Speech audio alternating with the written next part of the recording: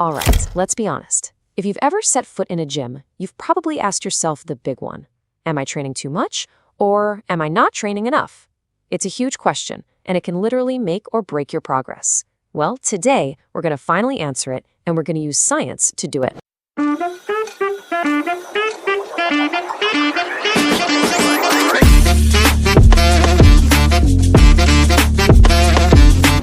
Okay, so let's just jump right into this. This is the training dilemma, right? It's where so many of us get stuck, just wondering, am I actually doing enough to see results, or am I just, spinning my wheels and wasting time? I mean, this is really what it all boils down to, isn't it? Gains or pain? It's all about finding that perfect, elusive sweet spot. That place between actually stimulating muscle growth and just pushing yourself way too far into injury, burnout, or just feeling completely wiped out. It's a real tightrope walk. And you see these two extremes everywhere. You've got one camp that swears by hitting the gym every single day. That's the more is more crowd. Then you've got the other camp, the folks who insist that one super intense, all-out session a week is the only way to go. So who's actually right? Well, to figure that out, we've got to look under the hood and see what's really going on. So before we can even think about schedules or how often to train, we need to get back to basics. We need to understand the biology. What is actually happening inside your muscles when you lift a weight? Okay, get ready because this right here, this is the big aha moment. It's probably one of the most important things you can ever learn about fitness. Here it is. Your muscles don't grow while you're training. They grow while you're resting. The workout? That's just the signal for growth. The real magic, the actual building, happens way, way after you've left the gym. So what is that signal? Well, it comes in the form of something called micro tears. Yeah, with every single rep, every set you push through, you're creating these tiny microscopic tears in your muscle fibers. Now, I know tears sounds like a bad thing, but trust me, in this case, it's not. This damage is exactly the trigger your body needs to start the rebuilding process. So let's break this whole thing down into a super simple 3-step cycle. Step 1, the workout. You hit the weights, you create those micro tears we just talked about. Step 2, the rest. This is where your body goes into repair mode, fixing that damage. And then, step 3, the result.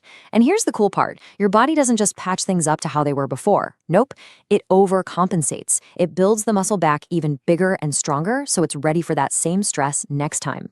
Okay, so if the rest is where all the growth is happening, the million-dollar question is, how long does that rest period actually need to be?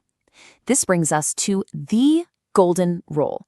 The one number that should basically dictate your entire workout schedule. 48 to 72 hours. That's it.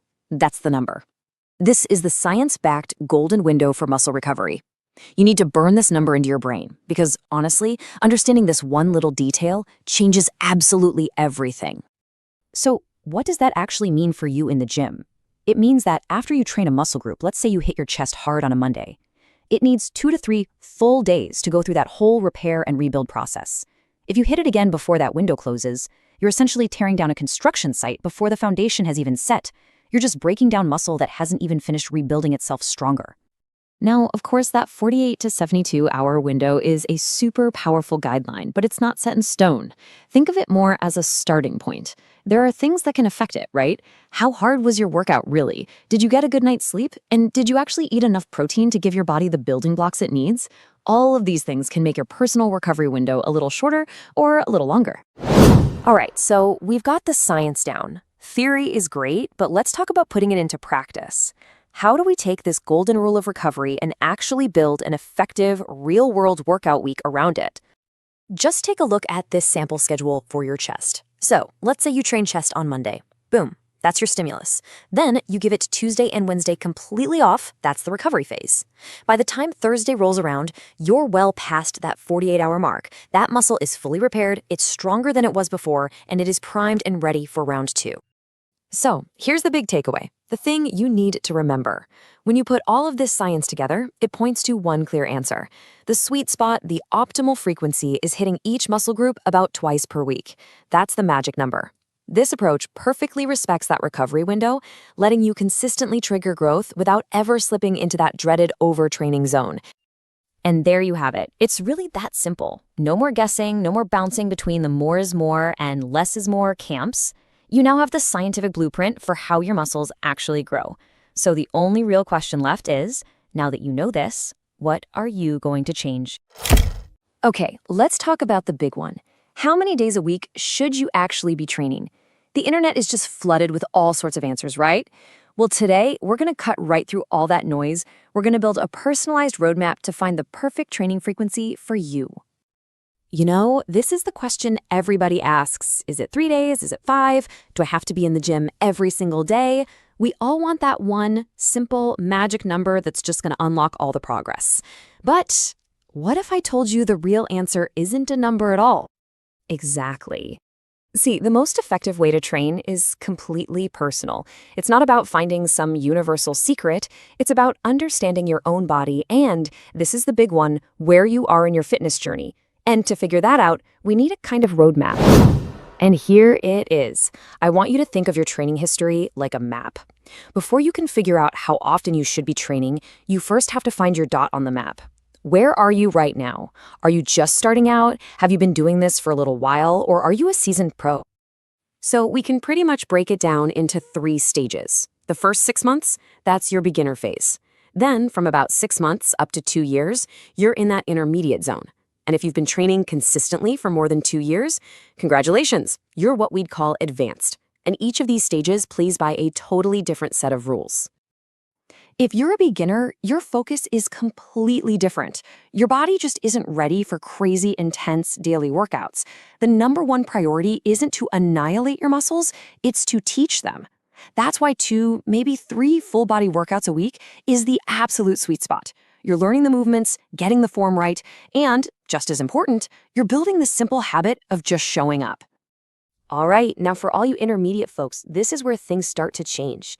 After about 6 months, your body is a whole different machine. It started to adapt, your muscles recover way faster, which means you can, and probably should, train them more often. This is where you graduate from those full body routines and start looking at splits, like the classic push-pull legs. This lets you hit each muscle group about twice a week, which is amazing for growth. And what about the advanced athletes? Well, the frequency might still be high, hitting muscles 2 or 3 times a week, but the game has totally changed. Progress isn't just about showing up anymore, it's about being smart. The real key is learning how to play with intensity.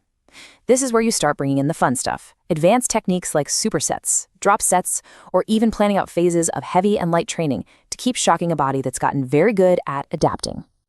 And that brings us perfectly to our next critical piece of the puzzle. Your experience level sets the foundation, for sure, but it's the intensity that really fine-tunes your weekly schedule. It's not just about how many days you're there, it's about what you're doing on those days. How hard are you pushing? This right here is the golden rule. Seriously, think about it like a seesaw. The harder you train, I'm talking heavy weights, pushing close to failure, the more recovery your body is going to scream for, and that naturally means you'll train a little less often. This trade-off is absolutely key. High-intensity training with super heavy weights doesn't just tax your muscles, it hits your whole central nervous system, and that needs more downtime to recover. On the flip side, lower intensity, higher volume workouts are just less taxing overall, which lets you bounce back and get into the gym sooner.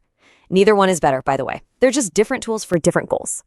So you know your experience level. You've thought about your intensity. What's the final, most important piece of this whole puzzle? Well, it's you. Your body is giving you constant feedback 24/7. The real art of making progress is just learning how to listen to it. So how do you know if you've got the balance right? Well, just look for the signs. Are you constantly sore? Are you tired all the time? Is your mood tanking? And are your lifts actually going down? That's classic overtraining. But on the flip side, if you're never even a little bit sore, you're not seeing any progress, and you have these huge gaps between workouts, well, you might be undertraining. The sweet spot is right there in the middle. This is what it all boils down to. Your body is not a machine that you can just program with some fixed number. It's a living, breathing system. Feeling that good kind of soreness, seeing your strength go up, having good energy, those are the signs that you're on the right track. You just have to pay attention to them. Okay, let's bring this all home. We've talked about your experience level, we've looked at the intensity of your workouts, and we've talked about the crucial importance of listening to your body's feedback. These aren't just separate ideas. They are the ingredients in your own personal formula for success. And here it is. This is what it all comes down to. This is the formula. You start with your experience level. That gives you a baseline. Then you adjust that baseline depending on how intense your training style is.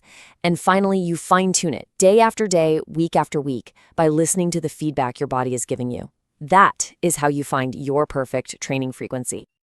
So you see, the magic number isn't really a number at all. It's a process. It's a conversation you're having with your body. You've got the map now, and you've got the compass. The only question left is, where are you going to go next? All right, let's get right into it. You know the feeling, right? You're all fired up to go to the gym, but then you hit a wall. How in the world are you supposed to schedule your workouts?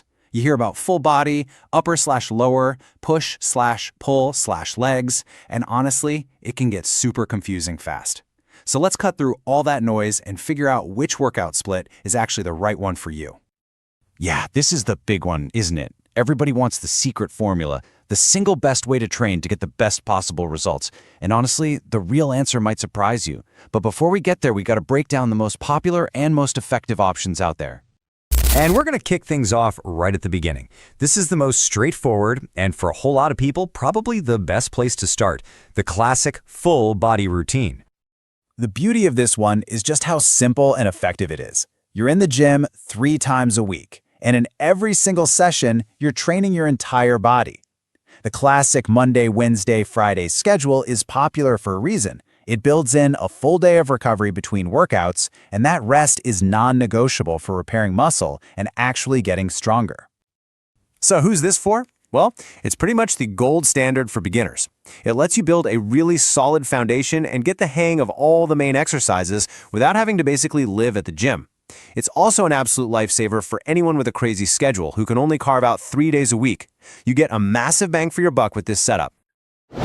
So maybe you've been training for a while, you're consistent, you're feeling good, and you're starting to think, all right, what's next? Well, that's where we bring in the upper/lower split. This is the logical next step up. We're bumping the training days up to 4 per week. So, for example, Monday becomes your upper body day. You're hitting chest, back, shoulders, arms, the whole deal. Then Tuesday is dedicated entirely to your lower body. Take a day off to recover, and then you just repeat the cycle. This lets you put way more focus and volume on each muscle group. This split is really going to shine for intermediate lifters, people who can consistently get to the gym 4 days a week. If your main goal is to start seriously packing on more muscle and pushing your strength to the next level, giving your upper and lower body their own dedicated days is an incredibly powerful way to do it. All right, now we're getting into the deep end. For those of you who basically treat the gym as your second home and you're chasing maximum results, well, say hello to the highest frequency option, the push/pull/leg split, or PPL. Now, this is a serious commitment. We're talking 6 days a week in the gym, but it's organized in a really smart way, all based on movement patterns. On push days, you train all the muscles you use to push things away, your chest, shoulders, and triceps. On pull days, it's the opposite, your back and biceps. And legs, well, that's pretty self-explanatory, right? You run through that cycle twice a week with just one precious rest day. It's intense, for sure. Let me be totally clear. This one is not for the faint of heart. It is designed for advanced lifters whose #1 goal is to maximize muscle growth. You need a lot of time, and more importantly, your recovery has to be dialed in. We're talking sleep, nutrition, everything to handle this kind of workload. But if that's you, PPL can be an absolute game changer. So we've just looked at 3 fantastic options, a 3-day, a 4-day, and a 6-day split. But did you notice the secret ingredient? What's the common thread that makes all of them so effective? This right here is the most important takeaway from this whole explainer. It's this number, 2 times per week. That's the magic number. I mean, think about it for a second. The 3-day full body split, you hit every muscle 3 times, so you're definitely hitting them twice. The 4-day upper/lower, you hit upper body twice and lower body twice. The 6-day PPL, you guessed it, push twice, pull twice, and legs twice. See the pattern? And here's why that is so important. The science and just tons of real-world results all point to the same conclusion. Training a muscle about 2 times per week is the sweet spot for growth for most people.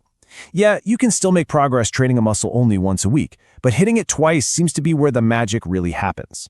Any more than that, and you really risk burnout if your recovery isn't perfect. And that brings us right back to where we started. What is the best split? The answer is There isn't one. The best split is the one that allows you to hit each muscle group about twice a week, that fits into your life, and that you can actually stick with consistently. So, if this helps clear some things up for you, do me a favor and hit that like button. And of course, make sure you're subscribed for more fitness deep dives just like this. But now, I really want to hear from you. What's your current system? Are you hitting your muscles just once a week? Are you in that twice-a-week sweet spot? Or are you doing even more? Drop your current workout split in the comments below. Let's get a real discussion going, because I'm genuinely curious to see what's working for all of you. Thanks for watching, and I'll see you in the next one.